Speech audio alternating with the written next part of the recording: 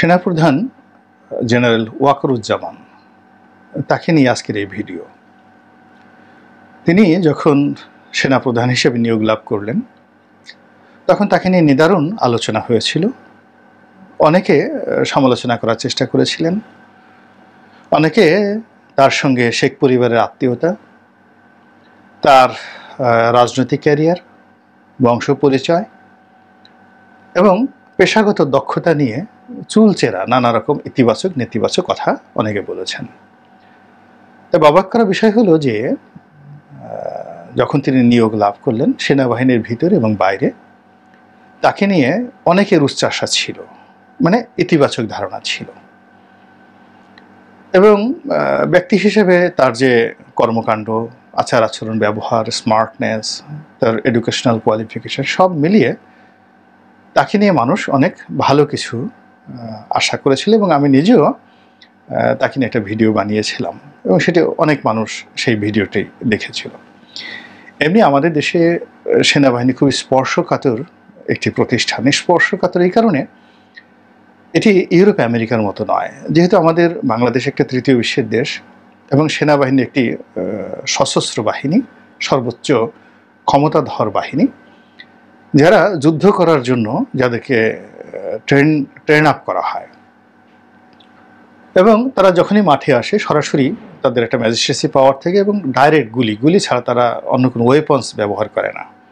মানে পুলিশ যেমন লাঠি ব্যবহার করে, রাবার বুলেট ব্যবহার করে, সাউন্ড গ্রেনেড ব্যবহার করে, সেখানে যারা সেনাবাহিনীর সদস্য তারা দেশের ভিতরেই হোক বা যেখানে বলা হয় সীমান্তে হোক কিংবা বহিঃশত্রুর সঙ্গে যুদ্ধ হোক, তারা কখনো বার্গেনিং করে না, কথাবার্তা বলে না। সেখানে ডাইরেক্ট গুলি, ডাইরেক্ট শুট এবং অপারেশনাল তাদের একটা সিস্টেম আছে, no bargaining, no talk, direct shoot. তো এই কারণে আমাদের দেশে যারা লোকজন আছে তারা সেনাবাহিনীকে ভয় পায় যে এরা তো কথাবার্তা না করে ডাইরেক্ট গুলি করে দেবে। এবং যখন তারা মাঠে নামে তাদেরকে এইভাবে ক্ষমতা দেওয়া হয় যে তাদের কোনো কর্মকাণ্ড নিয়ে দেশের কোনো বিচারালয়ে বিচার করা যাবে না, তাদের বিরুদ্ধে প্রচলিত আইন ব্যবহার করা যাবে না। যদি কোনো নিয়ম অনিয়ম যা কিছু থাকে সেটা তাদের নিজস্ব আইন রয়েছে, কোর্ট মার্শাল রয়েছে, সেখানে তারা সেই বিষয়টি নিষ্পত্তি করেন। কিন্তু বাইরের কোনো কর্মকাণ্ড নিয়ে তাদের ইন্টারনাল যে সিস্টেম রয়েছে সেই সিস্টেমে তারা একজন আরেকজনের বিরুদ্ধে অভিযোগ আনতে পারে বা কোনো কর্মকর্তা যদি বাড়াবাড়ি করে, কোনো কর্মকর্তা যদি অনিয়ম করে, তখন কোর্ট মার্শালে তারাই বিচার করে। কিন্তু সেখানে সাধারণ জনগণ গিয়ে কোনো সেনা কর্মকর্তার বিরুদ্ধে সেখানে কোনো অভিযোগ দাখিল করবেন ওইরকম কোনো বিধি ব্যবস্থা কিন্তু সেনাবাহিনীতে নেই। তো এই কারণে সেনাবাহিনী সম্পর্কে মানুষের একটা ভয় কাজ করে এবং আমাদের দেশের তো বেশিরভাগ মানুষ শক্তের ভক্ত, নরমের জম, যেহেতু তাদের হাতে শক্তি আছে এই জন্য তাদেরকে সবাই ভয় পায়। দ্বিতীয়ত আমরা দীর্ঘকালীন সময় সেনা শাসনের অধীন ছিলাম, বিশেষ করে বঙ্গবন্ধুর জমানাতে রক্ষী বাহিনীর অত্যাচার, যেটি একটি প্যারামিলিটারি গ্রুপ ছিল, অত্যাচার। পরবর্তীতে জিয়াউর রহমান সাহেবের জমানাতে সেনা শাসন, তারপর এরশাদ সাহেবের সময় সেনা শাসন, 111-এর সময় সেনা শাসন। এই সময়টিতে যারা শাসন কার্য পরিচালনা করেছে তারা যে অত্যাচারের স্টিম রোলার চালিয়েছে এবং এর বাইরে আবার যেটা অপারেশন ক্লিন হার্ট বিএনপির জমানাতে সেনাবাহিনীকে দিয়ে করানো হয়েছিল, সেই সময়টাতেও নির্বিচারে কিন্তু অনেক ভীতিকর ঘটনাগুলো ঘটেছে। তো এই সমস্ত কারণে বিশ্বের অন্যান্য আমাদের মধ্যে তৃতীয় বিশ্বে সেখানে এরকম সেনাবাহিনী অনেক কিছু করে, তো পাকিস্তানেও করেছে এবং আমাদের দেশের মুক্তিযুদ্ধের সময় সেনাবাহিনী অর্থাৎ পাকিস্তান সেনাবাহিনী, রাজাকার, আলবদর সবাই মিলে যেটা ভীতিকর অবস্থা তৈরি করেছে, ফলে সেনাবাহিনীকে সবাই আলাদা রাখতে চায়, দূরে রাখতে চায়, অ্যাভয়েড করতে চায় এবং তাদেরকে স্পর্শকাতর বলতে চায়। This is one. Second thing হলো তাদেরকে সবাই বলে দেশপ্রেমিক সেনাবাহিনী। এটাও ওই যে দেশপ্রেমিক বলে, এটাও ভয়ে বলে। অন্তর থেকে কয়জন সেনাবাহিনীকে দেশপ্রেমিক বলে আমি এটা বলতে পারবো না, কিন্তু বেশিরভাগ মানুষ সেনাবাহিনীকে দেশপ্রেমিক সেনাবাহিনী বলে। কেবলমাত্র একবার সালাউদ্দিন কাদের চৌধুরী যে যুদ্ধ অপরাধের দায়ে সে দণ্ডিত এবং যাকে ফাঁসিতে ঝুলিয়ে মারা হয়েছে, সেই সালাউদ্দিন কাদের চৌধুরী সাহস করে একবার সেনাবাহিনীর সম্পর্কে সিনিয়র রাজনীতিবিদ হিসেবে তিনি আপত্তিকর মন্তব্য করেছিলেন। এর বাইরে আমাদের দেশের কোনো সিনিয়র রাজনীতিবিদ সেনাবাহিনীর সম্পর্কে এখন পর্যন্ত প্রকাশ্যে কোনো মন্তব্য করেননি। সাবেক সেনা কর্মকর্তা সম্পর্কে, মঈনুদ্দিন ফখরুদ্দিন সম্পর্কে যেহেতু তাদের ক্ষমতা চলে গেছে, বা জেনারেল আজিজ সম্পর্কে আমরা অনেক কথা বলি, কিন্তু সিটিং কর্মকর্তা অফিসার সম্পর্কে বা সার্ভিং সেনাবাহিনী সম্পর্কে আমাদের দেশে কোনো কথাবার্তা হয় না। তো কথাবার্তা হয় না, হলেও খুব সতর্কভাবে হয় এবং ওইভাবে তোয়াজ করে তদবির করে কথাবার্তা বলা হয়। তো সেক্ষেত্রে আমাদের দেশে সেনাবাহিনীর বড় বড় কর্মকর্তার যে পদগুলো, যতদিন তারা পদে থাকে, বিশেষ করে সেনাপ্রধানের পদটি, এটি সাধারণ মানুষের কাছে খুবই ভীতিকর একটি পদ। এটিকে খবর সবাই খুব তোয়াজ করে। আর যেহেতু এখন গণতন্ত্র খুবই দুর্বল, নাই বললেই চলে, একেবারে এদেশের যে কয়দিন যে ইন্টারনেট বিভিন্ন অবস্থায় ছিল, আমাদের দেশও এখন গণতন্ত্রটা ওই রকম। ল্যাপটপ আছে, কম্পিউটার আছে, মোবাইল আছে, কিন্তু ইন্টারনেট নাই। তো দেশের সব কিছু চলছে গণতন্ত্রের নামে, কিন্তু আসলে সেখানে গণতন্ত্রটাই। তো সেই ক্ষেত্রে যিনি সেনাপ্রধান হবেন তাকে নিয়ে মানুষের অনেক ভয়, অনেক আশা, অনেক লোভ, অনেক লালসা, অনেক কামনা বাসনা, অনেক কিছুই কাজ করে। এবং সেই দিক থেকে জেনারেল ওয়াকার যখন ক্ষমতায় এলেন তাকে নিয়েও কিন্তু মানুষের এরকম একটা আশা, আকাঙ্ক্ষা, উচ্চাশা ছিল। এবং এটার 99% রিজন হলো ক্যান্টনমেন্টের বাইরে যে রাজনৈতিক পরিবেশ পরিস্থিতি, সেখানে সেনাপ্রধানের অনেক গুরুত্বপূর্ণ ভূমিকা রয়েছে। তো যাই হোক, সেই সেনাপ্রধান ক্ষমতা গ্রহণ করার পরই একটি ঐতিহাসিক সংকটময় পরিবেশ এবং পরিস্থিতির মধ্যে তিনি পড়ে গেলেন। অর্থাৎ পরিস্থিতি সরকারের নিয়ন্ত্রণের বাইরে চলে গেল। পুলিশ দিয়ে, বিজিবি দিয়ে, র্যাব দিয়ে পুরো এই যে কোটা বিরোধী আন্দোলনকে নিয়ন্ত্রণ করা যায়নি। পুরো পরিস্থিতি সামাল দেওয়ার জন্য সেনাবাহিনীকে, সশস্ত্র বাহিনীকে, মানে সেনাবাহিনী, নৌবাহিনী, বিমান বাহিনী, তাদের সবাইকে সম্মিলিতভাবে ডাকতে হয়েছে, ডিপ্লয় করতে হয়েছে। এবং সারা দেশে প্রায় 36 থেকে 40 হাজার সেনাবাহিনীর, মানে সশস্ত্র বাহিনীর সদস্য এখন উপজেলা পর্যায়ে দায়িত্বরত রয়েছে। ঢাকা শহরে তারা কারফিউ বলবৎ করছে এবং কোনো কোনো জায়গাতে বিক্ষোভকারীদের সঙ্গে তাদের গুলি বিনিময় হয়েছে। এরকম যাকে বলা হয় অনেকগুলো ঘটনা, দুর্ঘটনা এই সময়টাতে ঘটেছে। এবং সেনাপ্রধান কয়েকবার মিডিয়ার সামনে এসে কথাবার্তা বলেছেন, যদিও তার কথা খুবই মার্জিত ছিল, পরিমার্জিত ছিল, কিন্তু মানুষের যে ক্ষোভ এবং ক্রোধ এবং তাকে ঘিরে মানুষের যে আশা এবং আকাঙ্ক্ষা, এই জিনিসগুলোর মধ্যে সমন্বয়হীনতা ঘটেছে।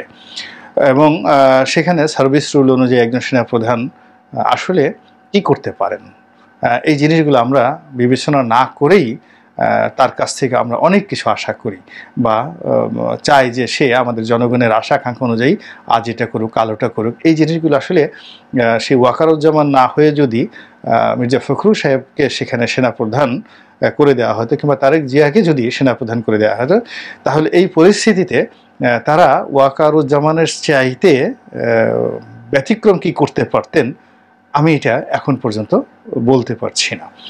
2 নম্বর হলো যে ওয়াকারুজ্জামানকে নিয়ে এখন কি হচ্ছে, এই যা কিছু এখন মূলত আজকের এই ভিডিওটা করছি যে তারিখে, সেই সময়টাতে দেশ কার্যত শান্তশিষ্ট রয়েছে। সেনা কারফিউ অনেকটা শিথিল করা হয়েছে। তারপরে কারফিউর মধ্যেও অনেক চলাচল করছে, পণ্যবাহী ট্রাক চলাচল করছে, মানুষও চলাচল করছে, প্রয়োজনে বের হচ্ছে। এবং এখানে কারফিউকে নিয়ে সাধারণত কেউ বাড়াবাড়ি করছে না। তো এই সময়টিতে দেশে এবং দেশের বাইরে সামাজিক মাধ্যমগুলোতে সেনাবাহিনীকে নিয়ে এবং সেনাপ্রধানকে নিয়ে নানা রকম ট্রল হচ্ছে, নানা রকম কথাবার্তা হচ্ছে।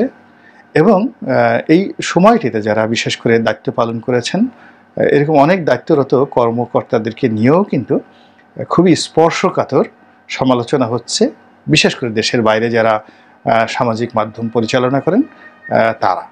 এখন এইগুলো আলটিমেটলি কোনো ভালো ফলাফল বয়ে আনবে না।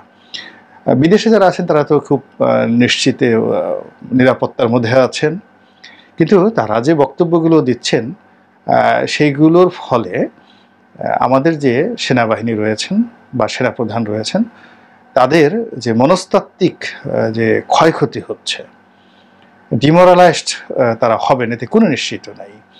এবং তাদের যে গ্রহণযোগ্যতা, এটিও বলতে গেলে জনগণের কাছে কমে যাবে। এর কারণ হলে বর্তমান জামানাতে মানুষ নেতিবাচক কথা শুনতে চায় এবং এখানে সামাজিক মাধ্যম অত্যন্ত গুরুত্বপূর্ণ।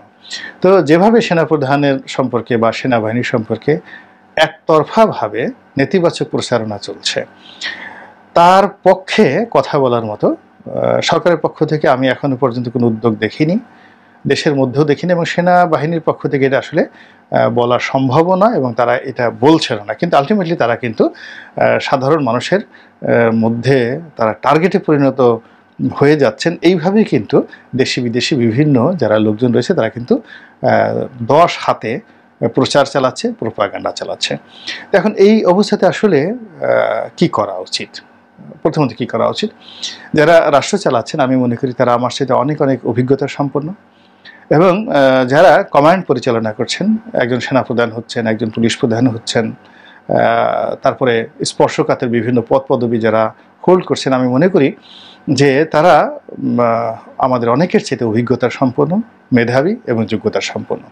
তো এই যে একটা টানাপোড়েন শুরু হয়েছে, এই টানাপোড়েনটা যদি একটি শান্তিপূর্ণভাবে সৌহার্দ্যপূর্ণ পরিবেশে স্মার্টলি অ্যান্ড ইন্টেলিজেন্টলি এটি যদি সমাধান করা না হয়, তাহলে অনাগত দিনে এই যে অস্থিরতা, সেই অস্থিরতা বাড়বে এবং শক্তি প্রয়োগ, সেটা সেনাবাহিনী করুক, পুলিশ করুক বা ছাত্রলীগ করুক, কোনো অবস্থাতেই শক্তি প্রয়োগ দিয়ে কখনই কোনো সমস্যার পরিপূর্ণ সমাধান হয়নি।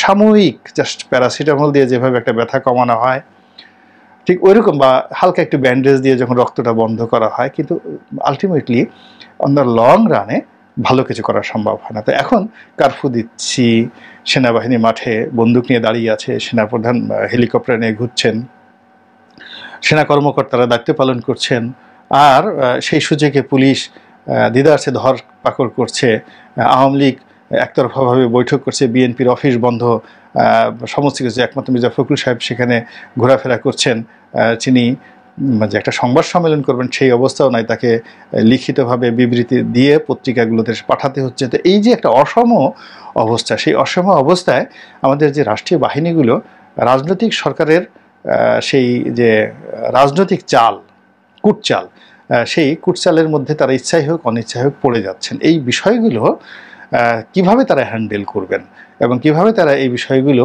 সামাল দিবেন, তার উপরই কিন্তু অনাগত দিনে তাদের যে গ্রহণযোগ্যতা, তাদের যে সুনাম, তাদের যে সুখ্যাতি এবং তাদের যে স্থিতি, এগুলো নির্ভর করবে। আল্লাহ আমাদের সবাইকে হেদায়েত দান করুন। সম্মানিত দর্শক, বিষয়টি খোলামেলা এবং স্পষ্টভাবে সরাসরি বলতে চাই।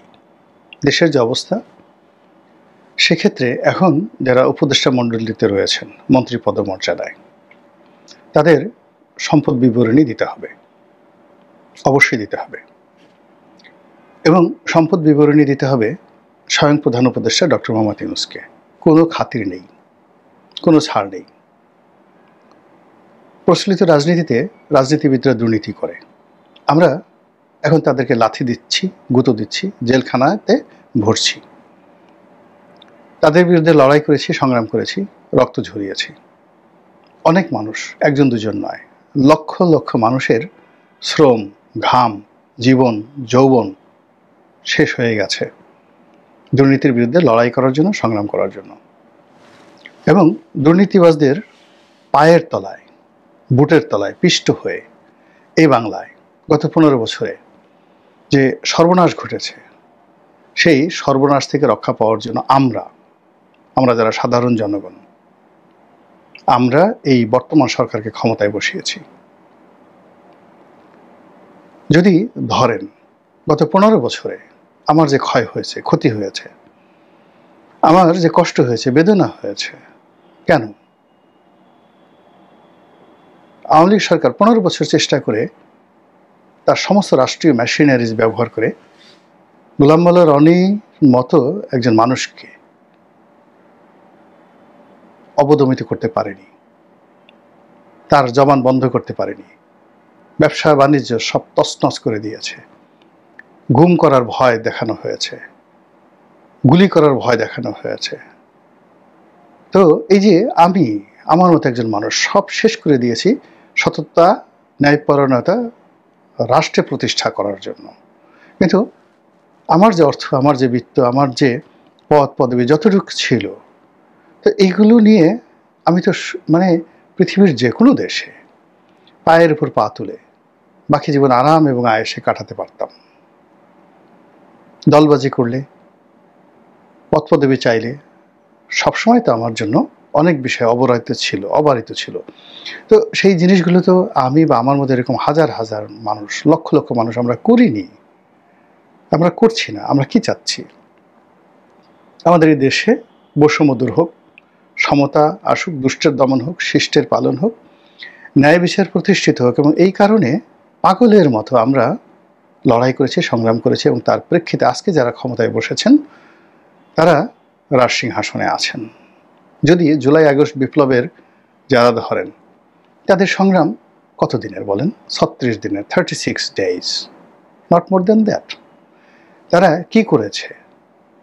তারা 25 তারিখ পর্যন্ত শেখ হাসিনাকে আম্মা ডেকেছে, বঙ্গবন্ধুকে আব্বা ডেকেছে।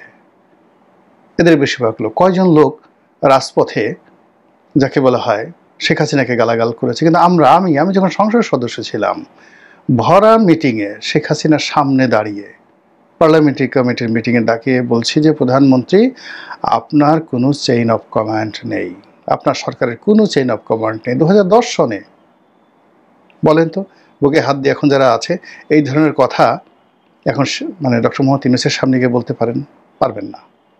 আচ্ছা, সরকারের প্রভাবশালী মন্ত্রী শাহজাহান খান, আবুল হোসেন, ওবায়দুল কাদের, মতিয়া চৌধুরী, মহিউদ্দিন খান আলমগীর, অর্থমন্ত্রী আবুল মাল আব্দুল মুহিত মিডিয়ার সামনে এসে পার্সোনালি তাদের অফিসে গিয়ে যে সকল কথা বলেছি, মানে শরীর রীতিমতো থরথর করে কাঁপে এখন এই বয়সে, যে ও সাহস আমাকে কে দিয়েছিল।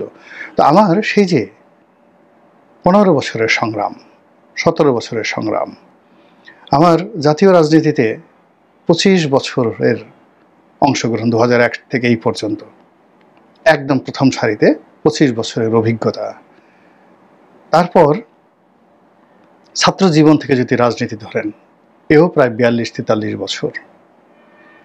এই যে সুদীর্ঘ কর্মজীবন, রাজনীতি, স্যাক্রিফাইস, জুলুম অত্যাচার ভোগ করা, এইগুলো করে যারা মাত্র 36 দিন রাজনীতি করেছেন, তাদের হাতে আমরা ছেলের হাতের মোয়া তুলে দিইনি, রাষ্ট্র তুলে দিয়েছি। আমরা হিসাব চাই, হিসাব নেব, এখনও চাই, আর আগামীতে এই হিসাব কড়াই গণ্ডায় আমরা আদায় করে ছাড়ব। এটাই হলো বাস্তবতা। আমাদের মতো আরও অনেক লোক রয়েছে। আর এখন যারা সরকারে আছেন, এই 36 দিনের যোদ্ধা, তারা কয়জন? এর বাইরে যারা আসছেন উপদেষ্টা মণ্ডলীতে, এরা সবাই পোলাও খাওয়া মজনু, সারা জীবন তারা পোলাও খেয়েছেন। ফলে এই যে আমরা যারা রাজপথে লড়াই করেছি, কলম দিয়ে যুদ্ধ করেছি, মস্তিষ্ক দিয়ে যুদ্ধ করেছি, জবান দিয়ে যুদ্ধ করে চলেছি, তাদেরকে মোকাবেলা করা এত সহজ নয়। মাথার ঘাম পায়ে ফেলে এখনও আমরা দুটো ডাল ভাত উপার্জনের জন্য পরিশ্রম করে যাচ্ছি। আর আমাদের দেওয়া অর্থ পায়ের উপর পা তুলে বাংলাদেশে বসে খাবেন, হাঁস দিয়ে খাবেন, রুটি দিয়ে খাবেন, ওয়েস্টে নিয়ে গিয়ে খাবেন, তারপরে দেশের বাইরে পাচার করবেন। এটা হবে না, এটা কখনো অতীতে হয়নি। দেখেন না, কেউ পারেনি, এরশাদ সাহেব পারেননি, বিএনপির যে সকল দুর্নীতিবাজ তারা পারেননি, শেখ হাসিনার যারা লোকজন তারা পারছেন না, আপনারা পারবেন কি করে? কাজেই আমাদের যে গর্ব, যে জায়গা, প্রেমের যে জায়গা, ভালোবাসার যে জায়গা এখনও আপনাদের জন্য যে অবশিষ্ট রয়েছে, এই জায়গাটি নষ্ট না করে আপনারা সম্পত্তির হিসাব দিন, তারপর সেটা জনগণের জন্য উন্মুক্ত করে দিন। ফলে আপনাদেরকে নিয়ে যে দুর্নাম হচ্ছে, বদনাম হচ্ছে। বিএনপির যে চেয়ারপারসন, তার একজন উপদেষ্টা আছেন, না প্রাইভেট সেক্রেটারি আছেন মিস্টার সাত্তার, তিনি 8 জন উপদেষ্টা সম্পর্কে সুস্পষ্ট অভিযোগ এনেছেন। এগুলো নিয়ে আত্মপক্ষ সমর্থন করার দরকার নাই। আপনারা সকল উপদেষ্টার সম্পদের বিবরী দেন। সাত্তার সাহেবের যদি সামর্থ্য থাকে তিনি তখন মামলা করবেন বা বলবেন যে এটা মিথ্যা তথ্য। ডক্টর মোহাম্মদ ইউনূস এই সরকার আসার পরে কত টাকা মানে তিনি গ্রামীণ ফোন থেকে নিয়েছেন, কত টাকার কর মওকুফ করেছেন, এসব নিয়ে নানা রকম কথাবার্তা হচ্ছে। আপনি সম্পদের হিসাব দিন। এই সময়টাতে গত 1 বছর 2 বছরে আপনার যে সম্পদের ব্যাংক হিসাব থেকে শুরু করে আপনার টাকায় যা কিছু জমা হয়েছে এগুলো হিসাব দিন। অথবা আপনার যে বিদেশে কোম্পানিগুলো রয়েছে সেই কোম্পানিগুলোতে যে আপনি যদি কোনো শেয়ার ট্রান্সফার করে থাকেন, টাকা ট্রান্সফার করে থাকেন, সেগুলোর হিসাব দিন। সমস্ত মানুষ আপনাকে মাথায় করে নাচবে যদি কোনো বিতর্ক না থাকে। কেন এই কাজগুলো করা হচ্ছে না বোঝার চেষ্টা করুন। আপনারা যদি ব্যর্থ হন, আমরা বহুদিন সেই ব্যর্থতার গ্লানি আমাদেরকে ভোগ করতে হবে। আমরা আপনাদেরকে এনেছি, আপনাদেরকে নিয়ে স্বপ্ন দেখেছি, এবং আপনাদেরকে ওই ক্ষমতায় বসানোর জন্য আমরা বড় বড় নীতি কথা বলেছি পুরো জাতির কাছে। আপনাদের বিরুদ্ধে যদি অভিযোগ উঠে, আপনাদেরকে যদি দুর্নীতিবাজ হিসাবে আখ্যায়িত করা হয়, আপনাদের অবৈধ সম্পদের খবরাখবর যদি ভবিষ্যতে সেই যাকে বলা হয় উন্মুক্ত হয়ে যায়, তাহলে কোনো বিপ্লবের পক্ষে আমরা আর উচ্চস্বরে কথা বলতে পারবো না। কোনো নীতি নৈতিকতার সবক দিয়ে পত্রপত্রিকায় লিখতে পারবো না।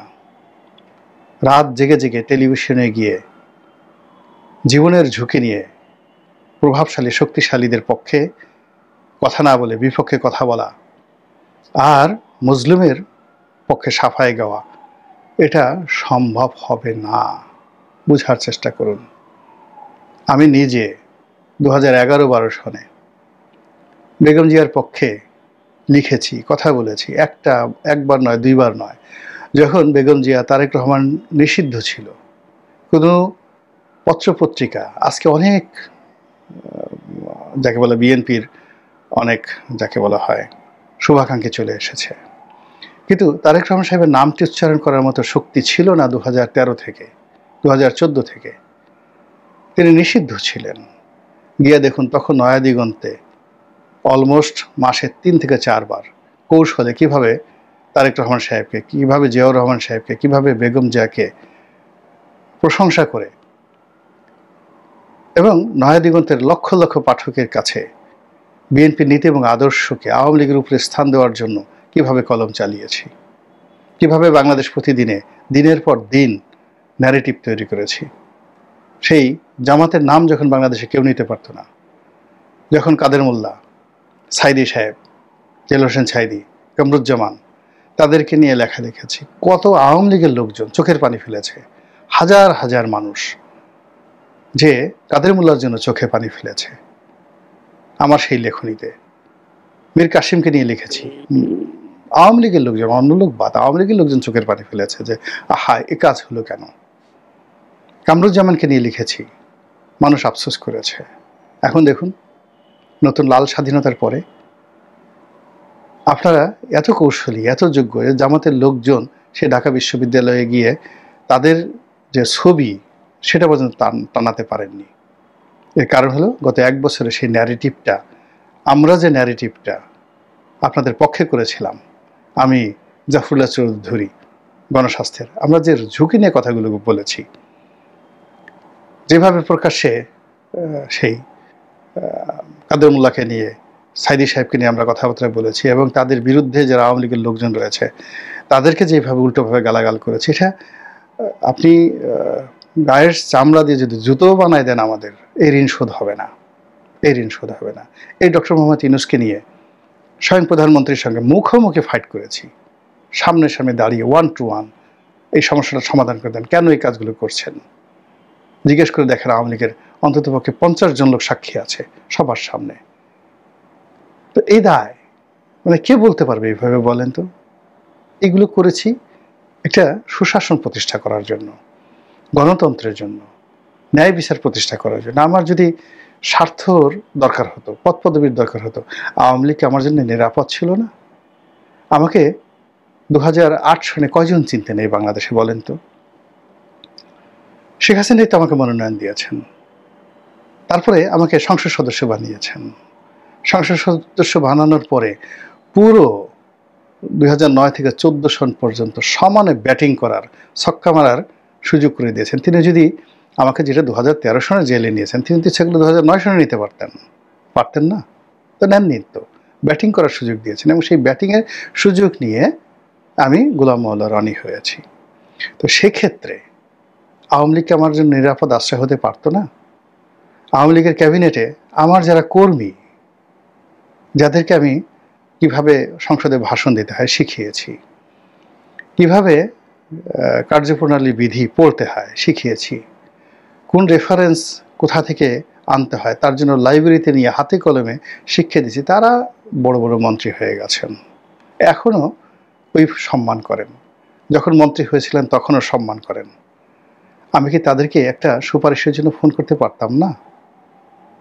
তাদের জমানাতে আমার সেই 3 পুরুষের বাড়ি ভেঙে তছনছ করে দেওয়া হয়েছে। 32 নম্বর তো কীভাবে ভাঙছে, খালেদা জিয়ার বাড়ি কীভাবে ভাঙছে, তার চেয়েও নির্মমভাবে আমার বাড়িটা ভেঙে দেওয়া হয়েছে শুধুমাত্র বিএনপিতে যোগদান করার কারণে।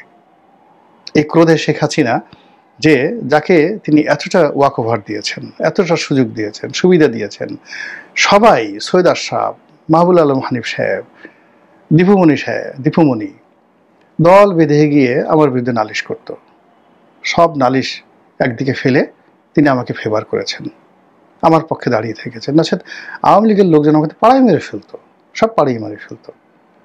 তো সেই আমি তো শেখ হাসিনার আশ্রয় প্রশ্রয়ে থাকতে পারতাম, ভালো কিছু করতে পারতাম, আমার যদি লোভ থাকতো, লালসা থাকতো, সেটা চরিতার্থ করতে পারতাম। এমপি হওয়ার, মন্ত্রী হওয়ার ইচ্ছা থাকলে আরও বারবার আমি তো হতে পারতাম। কেন আমি 2014 সনে আওয়ামী লীগের মনোনয়নই কিনলাম না? এবং যখন শেখ হাসিনা জানলেন যে আমি কিনিনি, তিনি জাস্ট মাথায় হাত দিলেন যে রনি এই কাজটা কী করছে, কেন সেই কাজটা করলো, সে নিজে আফসোস করেছে। তো সেখান থেকে বের হয়ে আমি বিএনপিতে এসেছি। 2018 সনে বিএনপিতে কোনো বেকুব জয়েন করে না, সাহস লাগে বিএনপিতে জয়েন করে। আমি ঢাকা কলেজের পেছনে আমার বাসা, সেখান থেকে বের হয়ে বিএনপিতে যোগদান করে ইলেকশন করেছি। আর এটা আমাকে বিএনপি দয়া করেনি। ওখানে গত 4 বার যাকে মনোনয়ন দিয়েছে তিনি আমার মামা শ্বশুর জনাব শাহজাহান খান, এবং আমি মনোনয়ন না পেলে আমার মামা শ্বশুরই মনোনয়ন পেতেন। তো আমার মামা শ্বশুরকে মনোনয়ন না দিয়ে আমাকে দেওয়া হয়েছে, আমার পরিবারের মধ্যে গৃহদাহ তৈরি করে দেওয়া হয়েছে। আমার সেই শালক শালিকা, তাদের যে ছেলে মেয়ে, তারা সবাই গড়াগড়ি করে যেভাবে কেঁদেছে, তাদের 50 বছরের যে রাজনীতি আমার কাছে শেষ হয়ে গেছে। এটা তো মানে আলটিমেটলি বিএনপি তো আমাকে দয়া করেনি। তারা তাদের 4 বার যাকে নমিনেশন দিয়েছে, পটুয়াখালীতে বিএনপি বলতে শাহজাহানকে বোঝায়, গলাচিপাতে বিএনপির ফাউন্ডার বলতে শাহজাহানকে বোঝায়, তাকে কুরবানি দিয়ে আমাকে মনোনয়ন দিছে। এর কারণ হলো সে আমাদের পরিবারের লোক। বাইরের লোক যদি হতো, অন্য কাউকে দিত। শাহজাহানকার সামনে যতদিন জীবিত ছিল 1 মিনিট টিকার মতো লোক গলাচিপাতে ছিল না। শাহজাহানকে যদি বলতো যে এখানে বিএনপির মনোনয়ন নিয়ে যে সে গলাচিপে ঢুকতে পারবে না, কেউ দাঁড়ানো ছিল না ওখানে। আমি যেহেতু সাবেক এমপি, তার ভাগ্নির জামাই, ফলে আমার সাথে সে ফাইটিং আসেনি, কিন্তু চোখের পানি ফেলে সে বয়স্ক মানুষ আমার সামনে কেঁদেছে। তো যারা মনে করেন যে বিএনপি আমাকে আশ্রয় দিয়েছে, প্রশ্রয় দিয়েছে, ওই সময়টাতে গোলাম মোল্লা রনির মতো সেলিব্রিটি বিএনপিতে যোগদান করাটাই বিএনপির জন্য একটা বিরাট বিজয় ছিল, আমার জন্য জীবনের ঝুঁকি ছিল, এবং সেই ঝুঁকি আমি নিয়েছি বিএনপির জন্য। এটা কি লোভের কারণে, লালসার কারণে? না, জিদের কারণে, সত্য প্রতিষ্ঠার কারণে। আর সেই সত্য প্রতিষ্ঠার লড়াই আজকের এই পর্যায়ে চলে এসেছি। খোঁজ নিয়ে দেখেন তো, গত 1 বছরে বিএনপির নাম ভাঙিয়ে বা কোনো একটা সরকারি অফিসে গিয়ে কোনো একটা জায়গা থেকে 1 কাপ চা খেয়েছি, কাউকে একটা সুপারিশ করেছি, এমনকি এই যে নির্বাচনী এলাকায় একদিনের জন্য যায়নি। ওখানে যারা ধান্দাবাজি করার তারা ঠিকই ধান্দাবাজি করছে। একই অবস্থা এই যে ডক্টর মোহাম্মদ ইউনূস, তাদের সঙ্গে এভাবে অনেক সম্পর্ক আছে, সবার সঙ্গে। এখানে যারা আছে মোরালেস আদিলুর রহমান, আসিফ নজরুল, তারপর শেষে রেজওয়ানা, এটা আমাদের ডিপার্টমেন্টের, আমরা একসাথে ঢাকা বিশ্ববিদ্যালয় ল ডিপার্টমেন্টের ছাত্র। আমি কি তাদেরকে একটা ফোন করতে পারতাম না? জিজ্ঞেস করেন তো এদের 3 জনকে একজনকে ফোন করেছি কিনা। এর বাইরে অন্য যারা আছে, নাম বললাম না, সবার সঙ্গে আমার দীর্ঘদিনের সম্পর্ক। কেউ বলতে পারবে না, কোনোদিন বলতে পারবে না। যমুনাতে যারা বসে আছে, ডক্টর মোহাম্মদ ইউনূস সবার সাথে ভালো সম্পর্ক ছিল, এখনও মন্দ কিছু হয়নি, কিন্তু কোনোদিন একটা টেলিফোন করেনি। ওখানে যারা আছেন, বিশেষ সহকারী থেকে শুরু করে সবাই, অনেকের সাথে পারিবারিক সম্পর্ক, যারা মন্ত্রী পদমর্যাদা আছেন, 1 দিন 2 দিন নয়, সেই 2009 সন থেকে কোনোদিন একটা টেলিফোন করিনি নীতি এবং আদর্শের জন্য। তো সেই নীতি এবং আদর্শের দোহাই দিয়ে বলছি, আপনারা শেষ হয়ে যাবেন না। আপনাদেরকে কেউ যেন দুর্নীতিবাজ বলতে না পারে, আপনাদেরকে কেউ যেন আঘাত করতে না পারে, তাহলে আমরা আর থাকি না। সম্পদের হিসাব বিবরণী দিন এবং যারা আপনাদের চরিত্র নিয়ে, সততা নিয়ে, ন্যায়পরায়ণতা নিয়ে যারা চ্যালেঞ্জ করছে তাদেরকে পাল্টা চ্যালেঞ্জ ছুড়ে দিন। আসসালামু আলাইকুম রহমতুল্লাহি ওয়া বারাকাতুহু।